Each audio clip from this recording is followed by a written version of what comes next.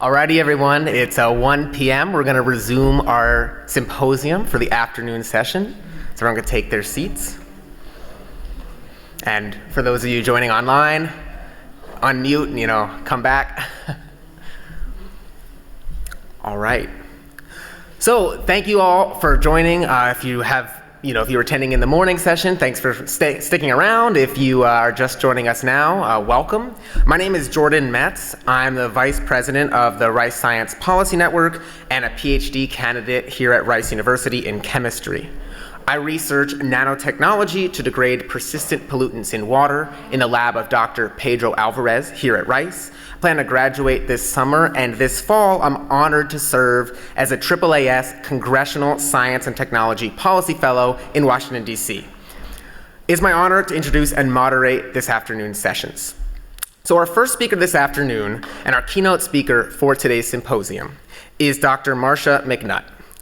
Dr. McNutt is a geophysicist and currently serves as the president of the National Academy of Sciences. Dr. McNutt has held many prestigious positions over the course of her career. She served as the editor-in-chief of the Science family of journals. She was the director for the U.S. Geological Survey. She was the president of the American Geophysical Union.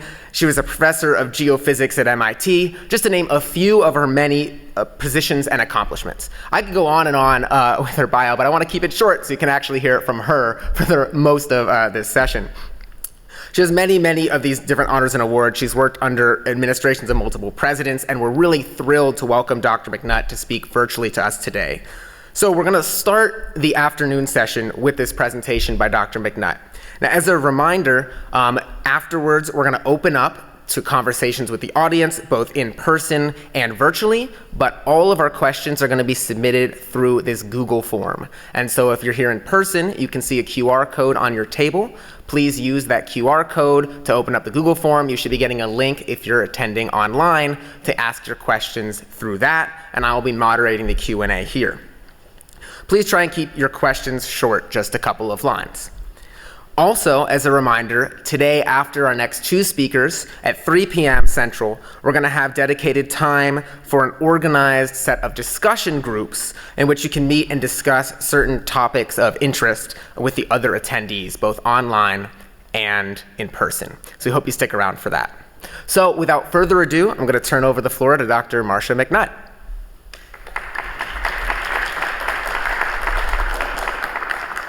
Well, thank you so much, Jordan, for that terrific introduction. And I want to thank the Baker Institute and Rice University for the honor of delivering this lecture today.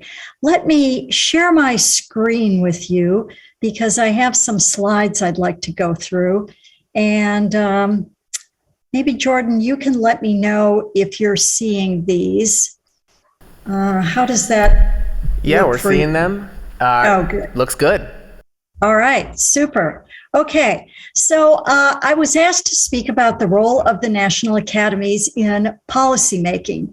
So that's something that I love to tell audiences about. So let me start with some history. The National Academy of Sciences was actually born during conflict, during the war between the states or the Civil War. For those of you who studied American history, you may remember the battle of the two first ironclad warships, the Monitor and the Merrimack. The two ships battled to a draw in what was called the Battle of Hampton Roads on Chesapeake Bay. Neither ship could sink the other because the cannonballs just bounced off the side of the iron ships. When word of this great naval battle reached Lincoln back in Washington, he decided he wanted the scientists on his side. He decided that scientific advantage would be the key to winning the battle space. The charter for the National Academy was signed less than a year after the battle, and it established the National Academy of Sciences as a self-perpetuating, independent body advising the nation. So the important word there is independent. We are not part of the government. My position is not dictated by the administration. We select our own members, and we give impartial, unbiased nonpartisan advice to the government. Now, since the time of the Civil War, science has only increased in terms of its importance to society. It goes far beyond military advantage to include overall health, food, well-being, etc. for people, environmental health, for example. This plot, I think, really illustrates the importance of science. In my view, science is the best way out of the zero-sum problem. It used to be long ago that for some people, such as the nobles, to have more food, it meant that the peasants had to go without. But as this plot shows, it gives the increase in life expectancy for multiple regions of the globe, Oceania, Europe, Americas, Asia, world, and the world average, and Africa, as a function of time.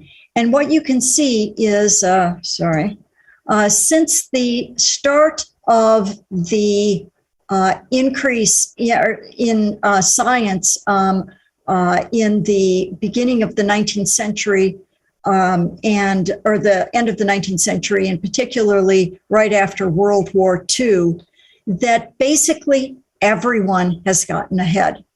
Everyone is living longer because they are more healthy, they're eating better foods, they have cleaner environment, and they have cleaner water. So what role does the National Academy of Sciences play in this overall science ecosystem? Well, we have three particular roles that I mention here. First of all, we select the top scientists to become members of the Academy. I would say this is our least important function, but it is one that we have in common with science academies all over the world. The second important role of the National Academies is to determine what is the scientific consensus. When there's a doubt on what does the science actually say, people turn to the National Academy to answer that question. One analogy that I like to use is we serve as a sort of Supreme Court for science. And when there are difficult issues, that's when we weigh in. We also use science to guide public policy by serving as a nonpartisan science advisor to the nation. Of course, the president has his own science advisor, but that science advisor is viewed as political and potentially partisan, whereas that's not true of the Academy. Now, of these three roles of the Academy, the last one is unique to the National Academies of Science, Engineering, and Medicine, where the latter two academies have been more recently established to bring in broader expertise. There is no other academy worldwide that has this role of being the official science advisor to the nation. So what I'm going to do now is give you some examples of ways in which the Academy has served as the Supreme Court for Science and then as serving as the science advisor for the nation. So one that actually is one of our most known reports was one that was issued in 2009 on forensics. And in this case, there was concern that was raised by the Justice Department when they came to the Academy that people didn't know how to, well, particularly lawyers and judges, didn't know how to quantify the strength of forensic evidence. And they asked the Academy to look into it. Of particular concern was eyewitness testimony. How reliable is that? Bite marks. How unique are bite marks to an individual? Blood spatter. Can that actually determine how a crime went down? And hair samples that didn't have the roots. If you have a hair sample at crime scene, how confident are you saying that the defendant was the person who left that hair?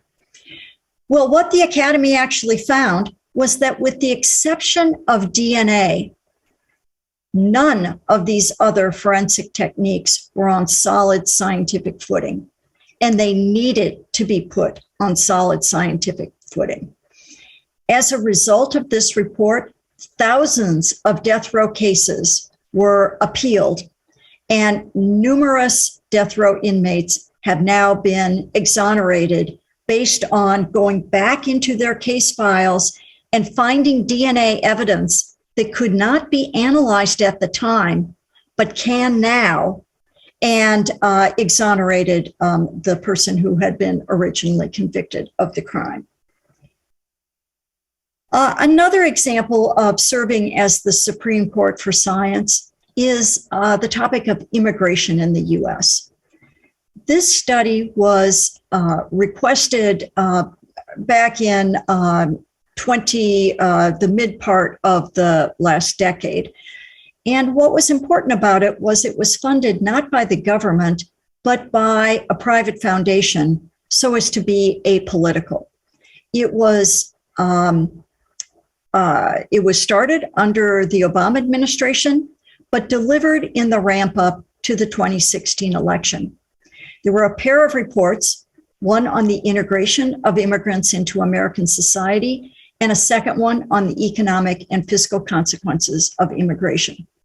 What these reports found were that, first of all, immigrants are becoming Americans just as fast as ever before. So the rate at which the Irish integrated into American society, or people from Eastern Europe, or people from Vietnam, or more recently, people from the Middle East and Afghanistan, they are all immigrating into the US just as fast as ever before, but they are finding less positive benefit in terms of their health and the education systems that they are experiencing here in the US. And over 10-year periods, we also found that the effect of immigration on wages is very small, and any negative effects were confined to the lowest level of wage earner. Immigration in this report was found to have an overall positive impact on US economic growth, with something like more than a quarter of startup companies being initiated by recent immigrants. But what the report found that was quite interesting is that the benefits of immigration are not even in location or in time. That the first wave of immigrants that come into, say, a border town or a gateway city can actually be a strain on local social services. But then their children, and particularly their grandchildren, pay back that investment many-fold over what was actually put into that first generation. But the problem with that payback is that whereas the cost is in the gateway communities, the payback is nationwide, which makes it easy to understand why it's simultaneously possible to have immigration as very good for America, but yet there are disproportionate impacts on some communities of supporting immigration. I also heard that you were interested in the Academy's work on complex topics such as climate change. And climate change is perhaps even more complex than the immigration issue. This is a study that was done also in 2016, in which the Academy was asked to weigh in on whether climate change is already being seen in terms of impacts on extreme weather events, such as floods, droughts, and hurricanes. What this report concluded was that one can only discuss these events in a probabilistic sense. One can't say Hurricane Dorian was caused by climate change, or the current drought in California is caused by climate change. But you can say in a probabilistic sense that droughts are becoming more frequent, that hurricanes are becoming larger, and that other extreme events, such as heat waves, are also more likely.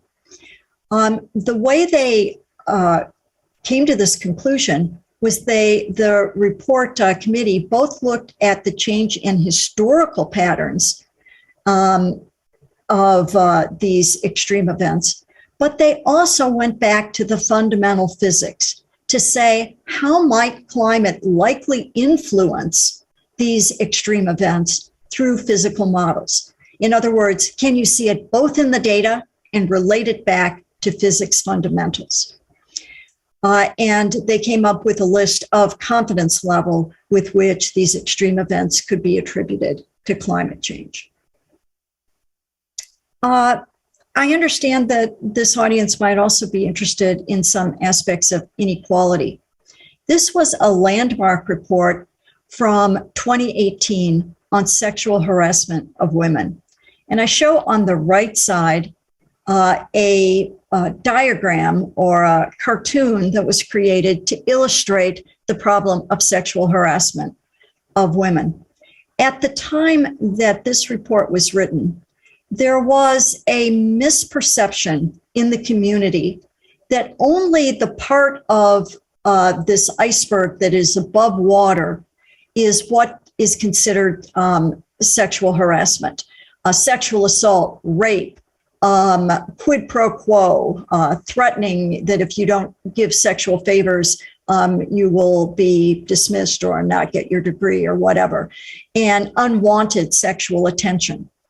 But what the report concluded was that most of what's above the iceberg has actually been diminished through policies and procedures, but it is the part of gender harassment, as they called it, that is below the public consciousness, or the part of the iceberg that's below the water, that is actually making an unfriendly environment for women. Unwanted sexual discussions, sexist insults, offensive teaching, the microaggressions, sort of like, oh, why would someone like you be interested in doing something really difficult like this? All of these things were working to discourage women in science. And this report actually changed a lot of viewpoints by using data and examples, whereas many people thought that sexual harassment had been left behind decades before. It was clear that it was still alive and well, but just underground. And the fact that it is underground makes it even more difficult to address. So let me move on next to science as it informs policy. And let me give you a few examples of academy work in that area. This is a report that I love to tell audiences about because it's actually sort of counterintuitive.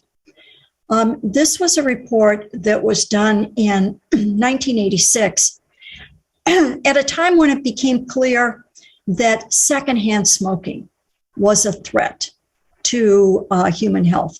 That even if you were not a smoker yourself, if you were being subjected to smoking around you, that could adversely impact your health. So the FAA came to the Academy and asked a simple question: should smoking be banned on airplanes in order to protect human health? Now, the Academy said, of course, yes, the air is being recirculated in the cabin. At that point, the airline's response to secondhand smoking had been to create a non-smoking section in the front of the plane and a smoking section in the back of the plane. And, the Academy said that's doing nothing because all the air is being recirculated throughout the plane. That does nothing to protect health. But what they also said was that the worst impact you could make on human health would be to suddenly ban smoking on all flights. And the reason for that conclusion was that there were aircraft engineers also on this committee considering this question. And what they said was that During normal flight operations, small pinprick defects occur in the fuselage or in the cabin of the airplane. And it was at that point only the tar and nicotine from the cigarettes that was plugging those small defects and preventing the passenger cabin from depressurizing. So they said, if you suddenly ban smoking on airplanes, then they won't be able to maintain pressure at altitude. So the Academy, in its wisdom, suggested a phased approach to banning smoking on airplanes, both to allow smokers to adjust to long periods of time without being able to smoke, and to allow aircraft manufacturers the opportunity to improve the quality control in the passenger cabins of airplanes. So now we all fly smoke-free and are still able to breathe on airplanes. Another example of suggesting policy advice based on science was the AIDS crisis.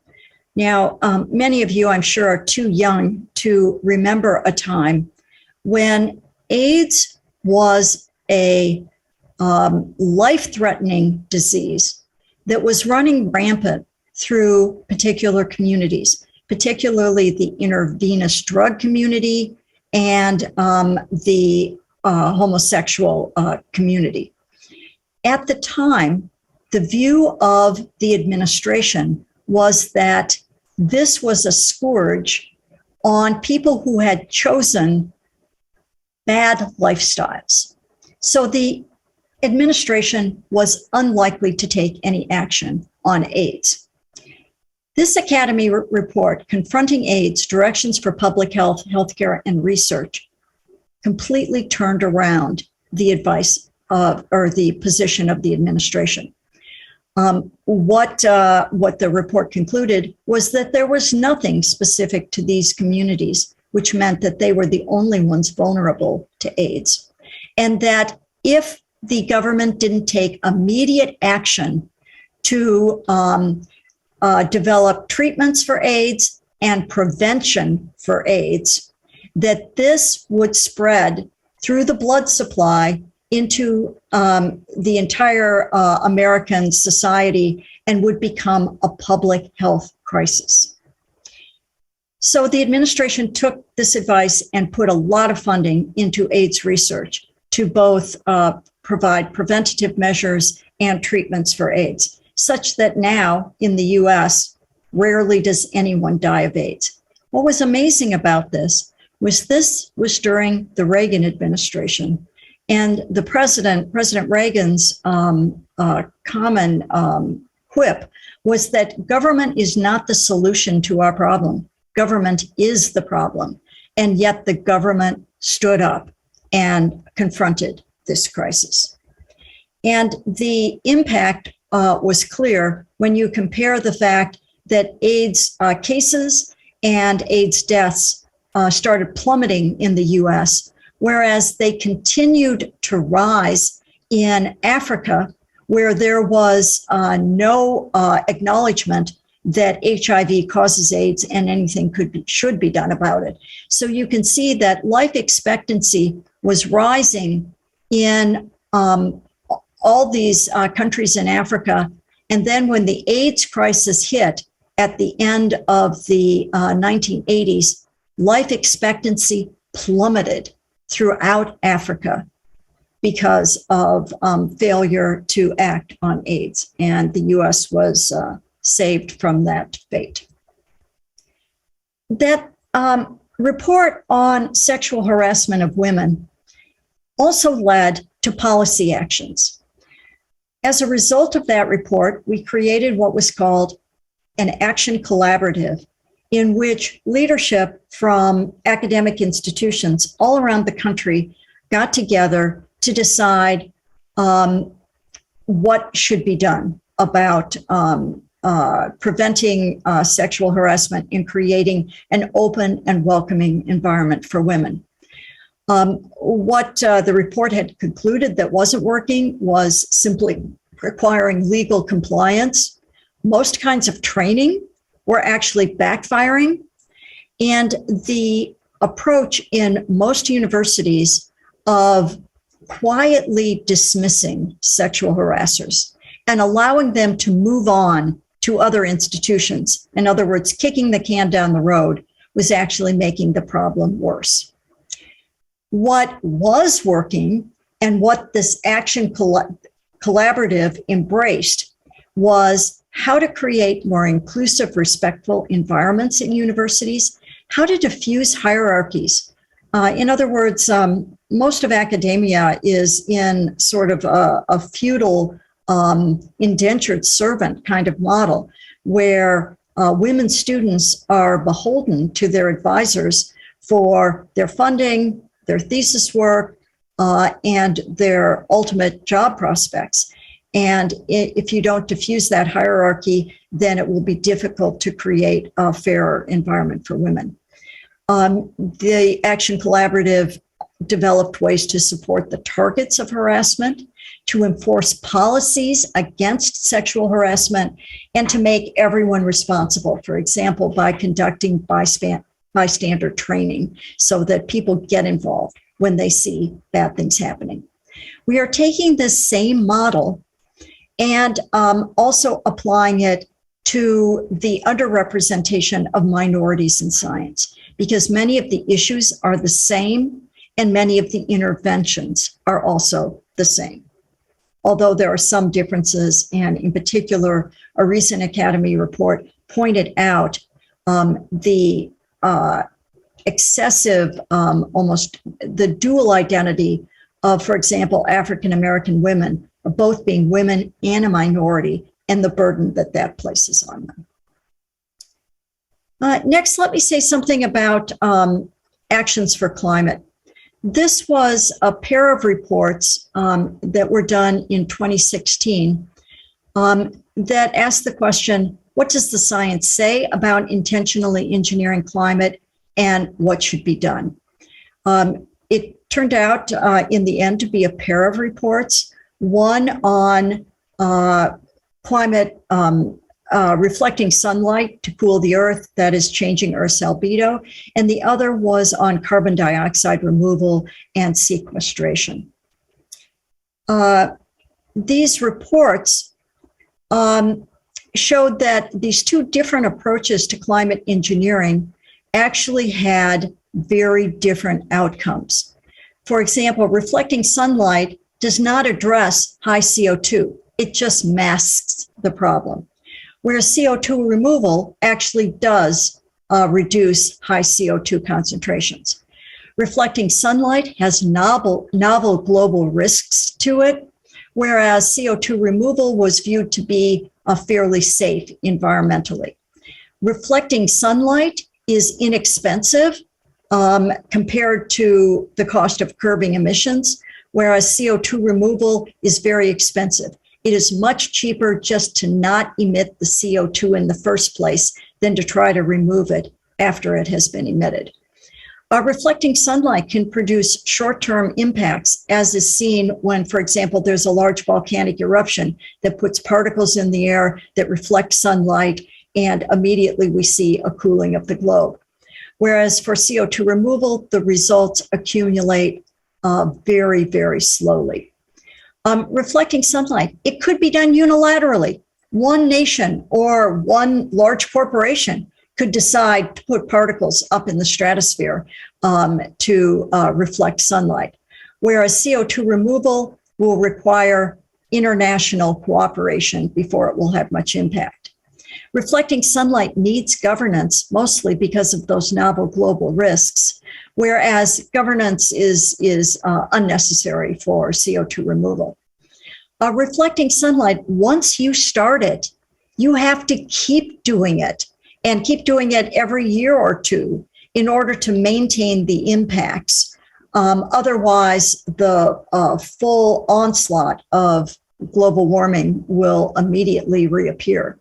Whereas CO2 removal, if you decided you removed enough, you could easily terminate it and there would be no ill effects. So let me just say that this advice is having impacts in terms of both research and developing governance for particularly reflecting sunlight, just in case this is our Hail Mary in the future that has to be executed in order to avoid undesirable impacts from climate change. Let me turn briefly to science advice in crisis. The pandemic has illustrated for us the need to actually produce science much faster. We can't leisurely produce a consensus report. And during the pandemic, we created what we call actionable science. That is science that is presented to a policymaker, which is given in the time scale that the policymaker needs and is understandable in terms of what actions the policymaker should take.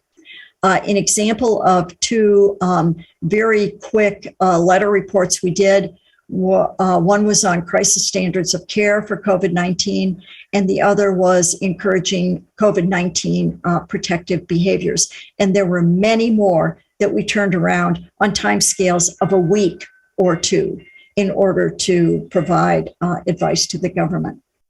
We also dealt with misinformation through a web-based project called Based on Science. And surprisingly, there were a number of really kind of bizarre questions that were gaining a lot of traction within the public, for which we had to develop science-based answers to those questions on short time scales. For example, does ultraviolet light kill the coronavirus? Do bleach and other disinfectants kill the coronavirus? And particularly encouraging people not to drink bleach and disinfectants. There was a rumor going around that heating your skin would kill the coronavirus. We had to debunk that. Do homemade cloth masks protect against the novel coronavirus? And how well do they protect relative to N95s and surgical masks?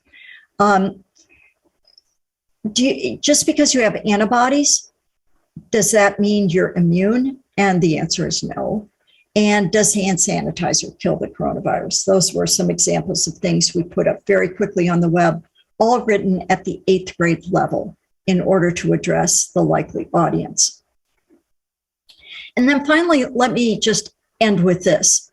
The importance of the power of science to imagine better solutions. And the example I'd like to show you on that is something called the Human Genome Project. In 1988, the Academy used its own funds to support a consensus study on whether there should be a national effort to sequence the human genome. That report, published in 1988, recommended that, yes, there would be numerous benefits to human health and the economy from such a project. Of course, the payoff in advances to human health and sequencing technology has been immeasurable, with spin-offs to many other fields, and has generated multi-billion-dollar new industries. At the time that this was proposed, it was not a moonshot. It was actually a Pluto shot. Because if you consider that you could perhaps drive from your home to work in 30 minutes in 1988, when this report was published, and then imagine that the speed of making that trip, as it was in 1988 versus as it is in the year 2022, has increased by as many orders of magnitude as has gene sequencing. In that same 30 minutes, at that increased speed, you could travel not from your home to work, but from your home to Pluto. So let me just end with this thought for you, that science without policy is still science, but policy without science is gambling. So thank you very much. I will stop sharing and we can go to questions.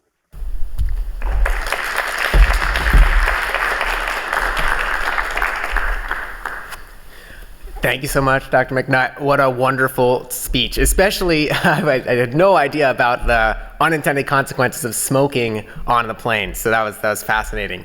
Thank you for sharing such a diverse cross-section of National Academies reports. So you mentioned toward the end there about COVID and the potential for misinformation. So we had a question from the audience about that. And we know that, during COVID, as science evolves, and personally as a scientist, I know that we don't always know the answers and they're changing over time as we gain more information. But for the public, especially non-scientists, it can often be confusing when recommendations, public health and scientific recommendations, change over time as we learn new information. And this can provide space for misinformation to sneak in. And so that's the context of the question. And the question is, how do you think that public agencies, scientific associations, national academies can better communicate this distinction to avoid this perception of kind of self-contradiction or confusion that sometimes undermines public trust, but still provide the best possible advice given the current state of the knowledge? So, I love this question, and I actually have almost an entire whole talk on this, just because the pandemic could have been an opportunity to show the methodology of science at work. That science is not a universal list of facts that are for perpetuity, but actually science is messy. Science is messy. It goes forward by fits and starts. Initial indications might be later overturned. And when you don't have time to actually get a time-honored consensus on a topic, the opportunity for public confusion is huge. And we as scientists did not handle that well. There were a couple things we did wrong. First of all, sometimes we told people what we thought they should be doing and pretended it was based on science when it wasn't. In the early days of the novel coronavirus, no one knew anything about it. No one knew how to treat it. No one knew how it was spread. There were lots of unknowns. And rather than being honest and saying, this is what we don't know, but here's what we're going to do because we know it has worked in prior pandemics. We don't know if it's going to work for this one, like wearing masks during the Spanish flu. We know that helped then. We're going to suggest that now for that reason, but we're going to work on getting the data to actually show whether that's effective or not. And even worse, sometimes we said in the very beginning of the pandemic, you remember people were encouraged not to wear masks. And it wasn't based on science, but because people heard it from scientists, they thought it was. It was based on simply a availability problem of the supply chain. So to pretend that a supply chain decision is science when it isn't is crazy. And of course, the worst poster child for misinformation was ivermectin. There was an initial study that was actually peer-reviewed and published that suggested that ivermectin might be a treatment for COVID. As all scientists know, one study is one study. It's one suggestion of something. It wasn't blinded. It didn't have sufficient power. It should have been immediately questioned. But yet, the perfect storm in ivermectin was ivermectin actually is approved for human use for something else that has nothing to do with a viral infection. And secondly, ivermectin is freely available without a prescription at your local feed store, but in doses that will kill people because it's supposed to be for horses. So that was sort of the worst case of science getting it wrong, but the public being able to act on that wrong information far too easily with disastrous consequences. So I hope we've learned our lesson from this. Yeah, thank you for that very, very detailed response. I'm going to have to bring you back to give that full talk some other time. Going off of that, we have another question from the audience. we've seen how with COVID, some of the science or the misinterpretation of science has become very partisan with the pandemic. So how do you navigate science that has different partisan beliefs attached to it? Yeah, so this is difficult, and this is the first time that I really think we've seen such a partisan divide on a human health issue. We've had partisan divides over climate change, which of course has human health consequences, but the polarization in this case actually is not the science. It has to do with values. My view in this is that those who reject vaccination and wearing masks are doing it not because they actually think the science is wrong, but because they actually prioritize individual liberty over government directives. And if we instead had been from the get-go more conscious of the fact that this was a personal choice issue as opposed to really a science issue, I think we could have addressed it much better. Thank you. So on a related note, what role should scientists play outside the lab in addressing a lot of these big issues? Of course, we need scientists working in the lab to really come up with solutions to society's biggest problems, but outside the lab, what are some roles scientists should play with these big issues that you mentioned through your talk: climate change, pandemic, food security, equity, et cetera? Yeah. So, I think as scientists, we're still sort of grappling with this. How do we connect to the public without seeming to dictate to the public what their values should be? And I think we have to be very careful not to do that. The first thing I'd suggest for scientists, and I say this all the time, it's not just a pandemic issue, it's an issue about everything we do. We have to get out of our science silos more often. Too often, scientists work with only other scientists. They live in communities like near campuses, campus faculty housing, whatever, in which they're surrounded by scientists. Their kids go to school near campus where the other kids also have academic parents.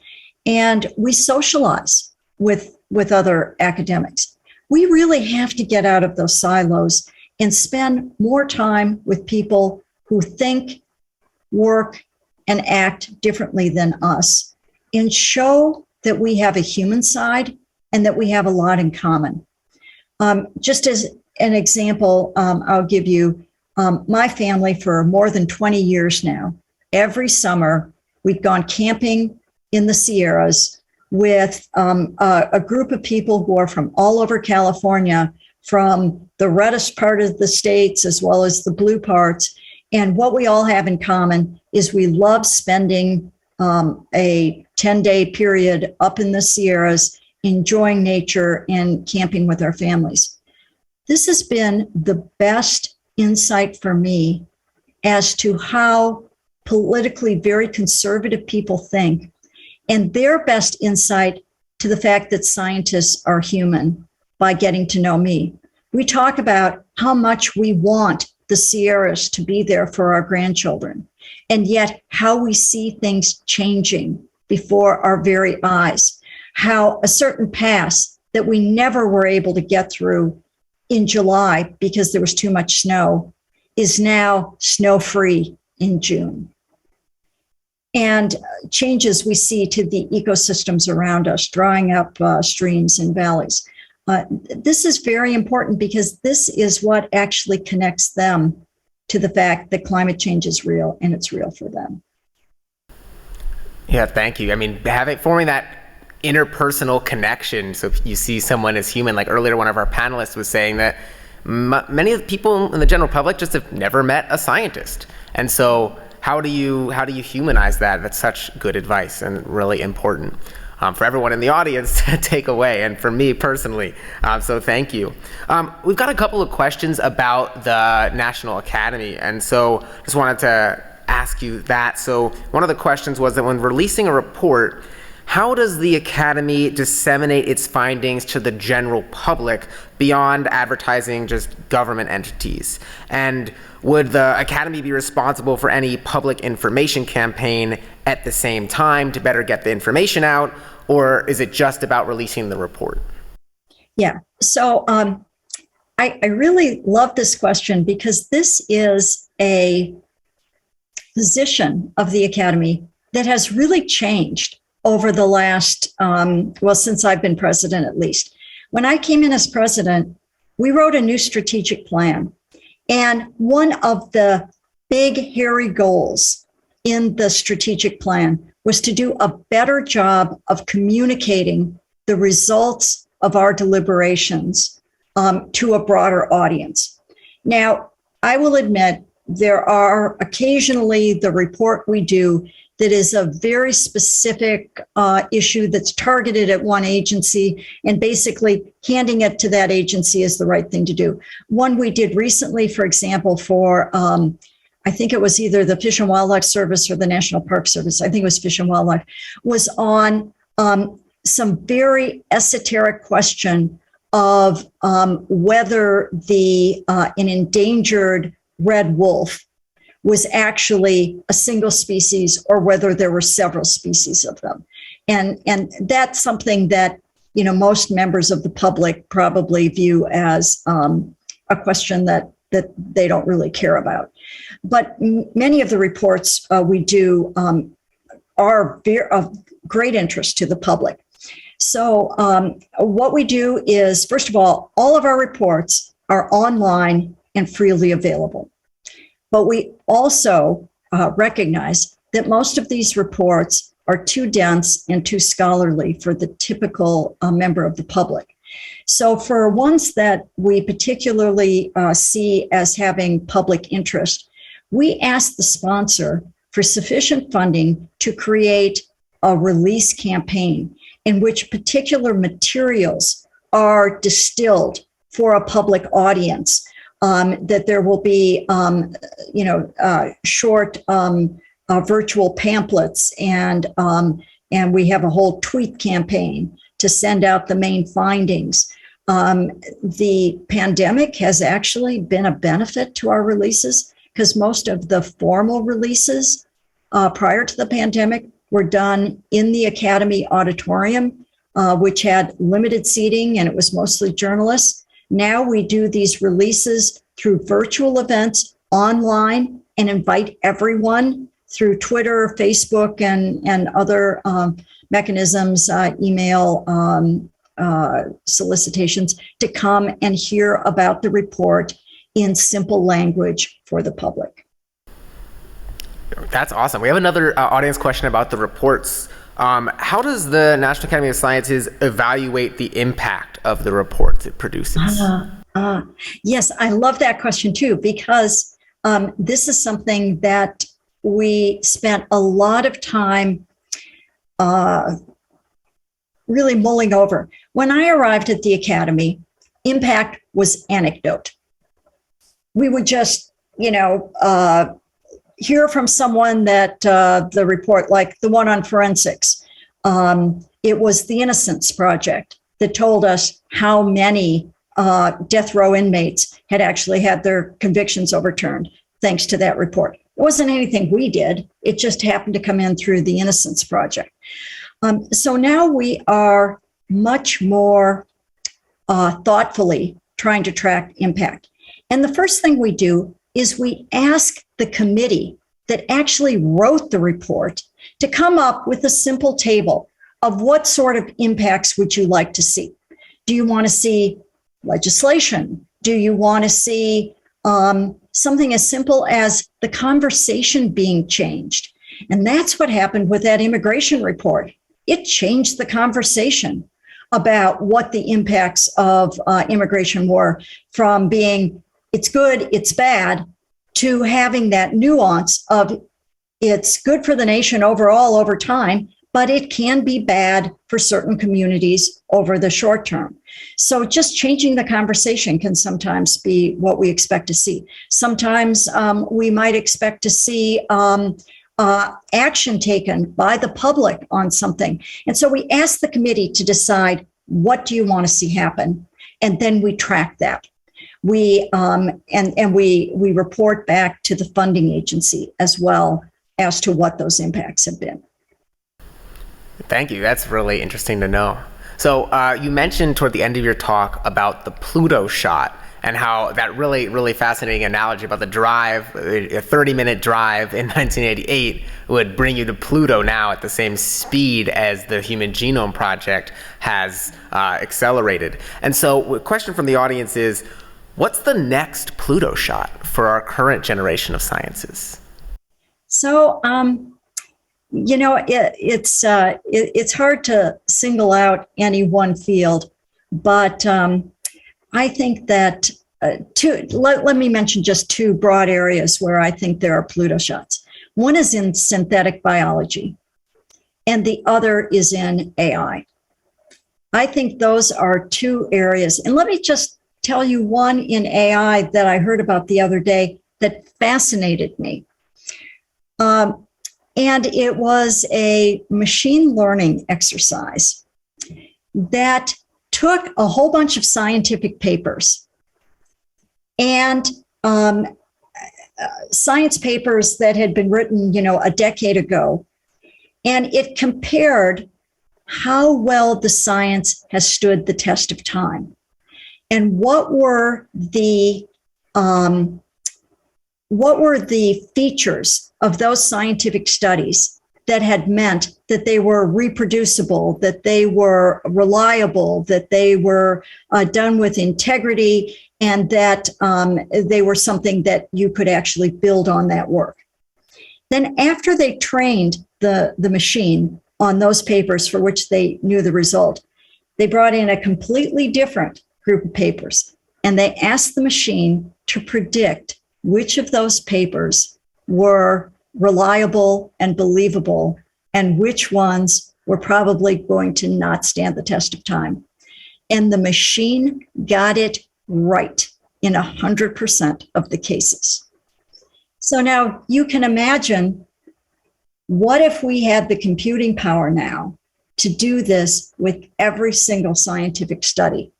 Think how much faster science would progress.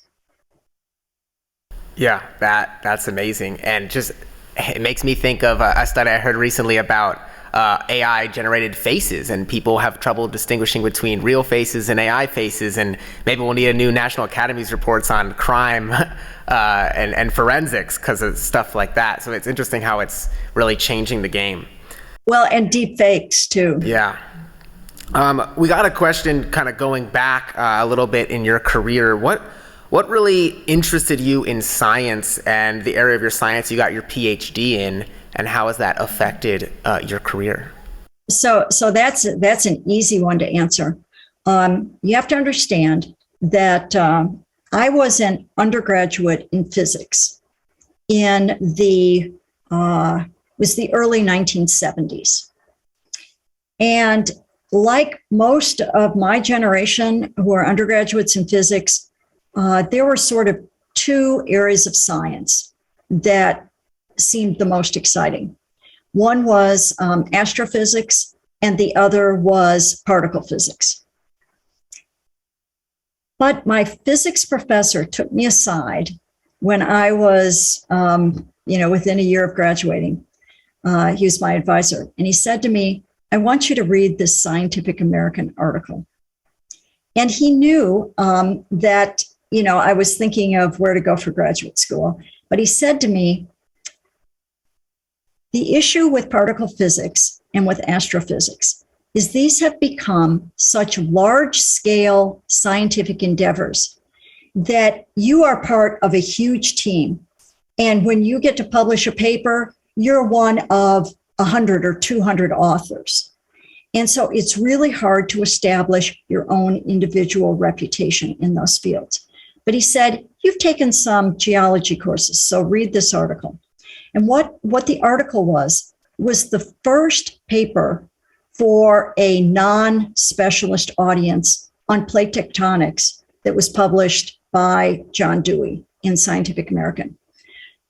At that time, the geology department at my college didn't accept plate tectonics, didn't believe in it, thought it was a flash in the pan that would go away. So I had never heard of this concept.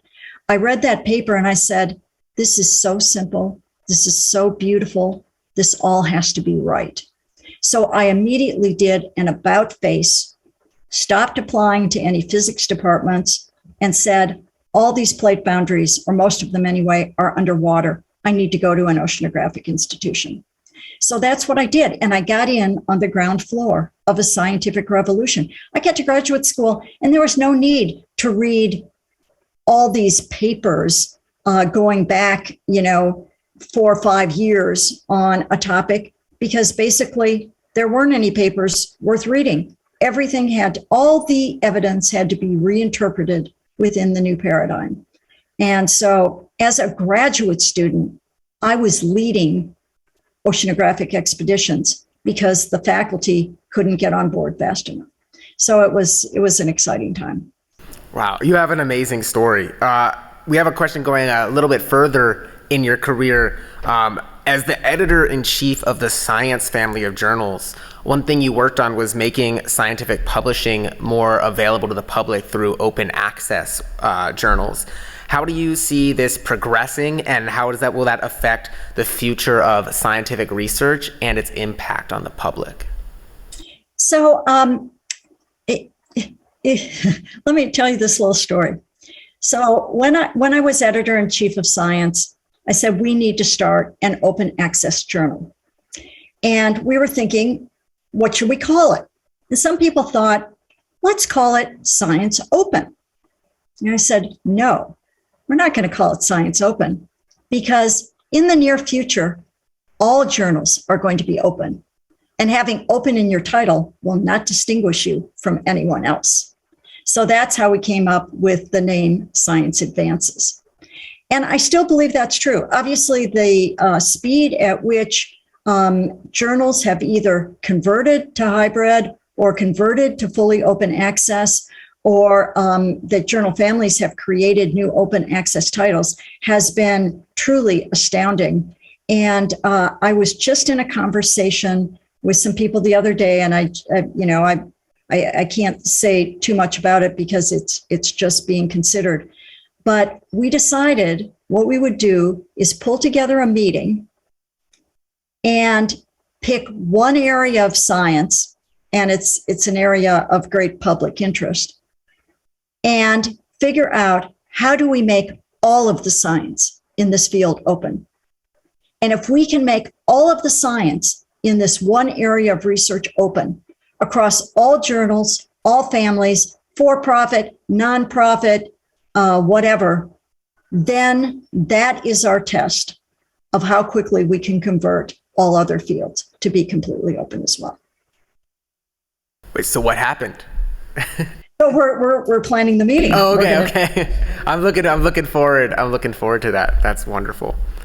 So I know we're approaching the end of our session here, and I want to be cognizant of your time. So what is one action that individuals attending today's event, whether students or people from the community, faculty, staff, anything, wherever their background, what's one action that people can take today to have some kind of impact in science policy or related spaces? So the corollary to all politics is local is all science to impact policy is also local. For example, if someone comes to me, a staffer for a congressman or a senator, and says, the senator is really interested in this topic, who should she or he talk to in order to find out more about what the science says. I always try to find someone from that state, if not that congressional district, to talk to that person, because the political leaders trust that someone from their community is going to understand the culture of that community. They're going to understand the issues that are important to that community.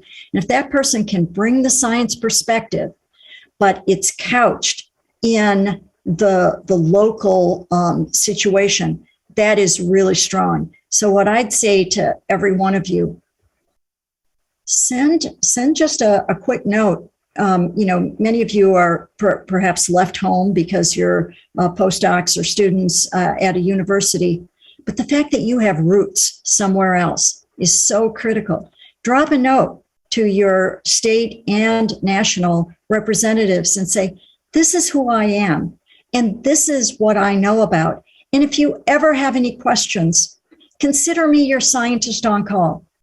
Give me a call. And even if it's not on my topic, I can find someone for you who will fill you in. And this builds a trust network that will really improve the incorporation of science into public policy. That's fantastic advice. Thank you so much, Dr. McNutt. We really appreciate you taking the time to come speak at our symposium today. Let's give a warm round of applause to Dr. McNutt. Thank you. Thanks, everyone. Goodbye, and enjoy the rest of your day. I know you have a great networking session coming up. Thank you so much. So I think we're going to take a quick break while we while our next speaker gets ready. So for those of you online, you can take a break for a sec. For those of you in person, feel free to grab some coffee or use the restroom, and we'll be back to our programming in a couple of minutes.